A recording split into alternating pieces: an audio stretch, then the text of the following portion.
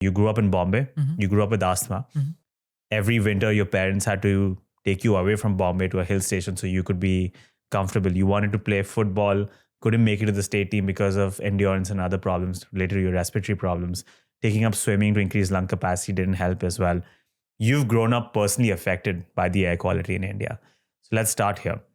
What is the state of air quality? We've established it's bad. How bad is it? It's really bad. So when I say really bad, WHO has certain norms which are, designed for what humanity needs to be healthy. And these are, the healthy norms for PM 2.5 are sub 15 microgram per meter cube. Sorry, can you define these terms? Yeah, so the unit in which you measure particulate matter or toxic gases in the air is either microgram per meter cube or ppm, ppb, parts per billion or parts per million. So the safe limit is 15 for PM 2.5, and to make it reasonable for the world, people try to push it around to 50 and 100 to make us believe like we're breathing better, but like it's not this what the safe limit is actually is, right? Okay. So just for comparison, last week in Delhi was a little over 1200. A bit over 15, I think. Yeah. So it's definitely not safe for anybody to be in that environment. Children whose lungs are still developing will struggle too. Older people will see lung capacity decrease faster than ever. I think it was Times of India if I'm not wrong, Times of India, Economic Times, one of them, last week said that Delhi air is equivalent to smoking 49 cigarettes a day. And so, there are people who say that breathing this pollution is going to help build immunity. I've never heard this story saying that people who smoke cigarettes are actually building immunity, right? It's the same thing. Yeah. So I really don't think putting yourself in a hazardous gas chamber is building immunity. Why is it so bad in these cities, Delhi, Bombay, Bangalore, Hyderabad? In Delhi in particular, it's become quite a religious and political issue as well, especially around Diwali, stubble burning season. But are those the primary factors? What's causing such a high air quality index in Delhi? Yeah, so I mean, for any place, I think Delhi has few additions to the traditional city. But for any place, if your concentration of population and vehicles and infrastructure is very high, like it is in developing countries, your dust emission is going to be incredibly high in a very small volume of air. And as a result, if you have 100 million vehicles in a city, like 30 million people, you have so many large infrastructure projects, building redevelopment projects ongoing. You have industries around the city, and the norms for those industries on paper read well, but not really enforced. That's going to cause the air to get saturated very quickly with a variety of pollutants, not just one form of pollutant. And as a result, it's not one source, but infinite sources, which will need to be addressed for this problem to get solved. Delhi is in a unique, weird space where they also have stubble burning happening in Punjab, which is coming into Delhi. We know for a fact, through some of our investor network who own farms in the NCR region, they're like, ours is a farmhouse, but we can't go there because they're burning the farms around our farmhouse. It's insane for our family to enjoy the farmhouse that we own. So that's where the source is, and it's too many sources, and many of them are political challenges. Like if you ask farmers to not do this and lose productive time, it's something they can't afford, and as a result, the leaders going to lose their political votes.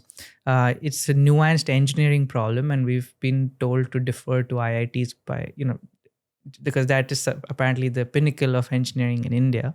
And I'm sure it is, but if the person who you're giving it to year on year has not succeeded, I think we have to see the outcome that the agency gets rather than the title of the agency, right? And because if it were not an IIT agency and it was somebody else, they would be butchered for not performing, right? So it's evident, it's like something's not working. The people you're entrusted with the responsibility aren't succeeding. And so you have to perhaps give it to other people who are more competent to solve that problem.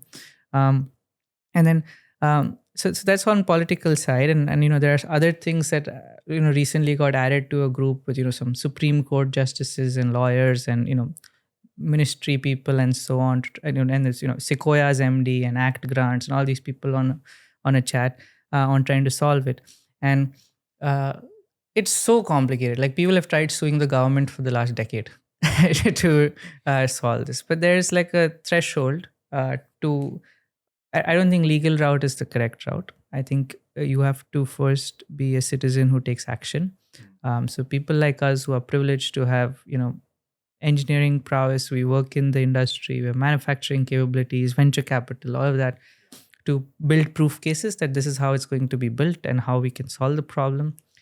Try to officially engage with leaders in ministry or municipal corporations to say, hey, this is what can be done. It's the onus is ours to spend the money and prove the pilots they're not going to do it.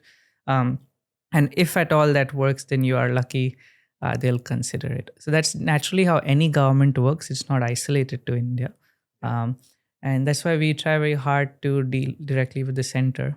And a lot of these people are exponentially more influential than I am. So they have already dealt with these ministers and Prime Minister's office, etc., to see how to best address it.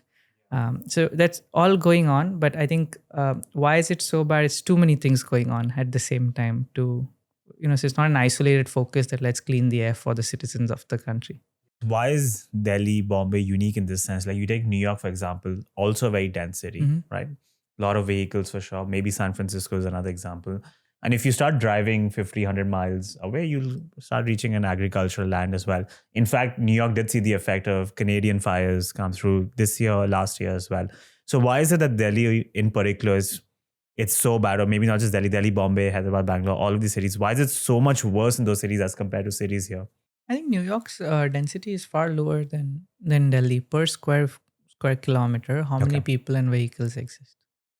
I don't remember the numbers, of course, but you just look around. I think in the street that's down, you'd have, perhaps 400, 500 people in India, whereas we can see 4 people walking right now in New York, right? And it's not just I think vehicular emissions, while at macro scale, yes, they contribute to receding air quality. Simple things like the paint on the wall degrading, right? If you see paint flakes over time, right, that becomes air pollution. The way that dust is dealt with in India, right? It's the way garbage and waste is dealt with, right? We have heaps of landfills around cities in India. So it's a compounded problem due to so many sources. Which is why Praan's approach was, very, I wouldn't say the word radical, but very different in trying to address this thing. Assume you have zero governmental support, you have finite capital, and you have to solve this problem. How can we do it?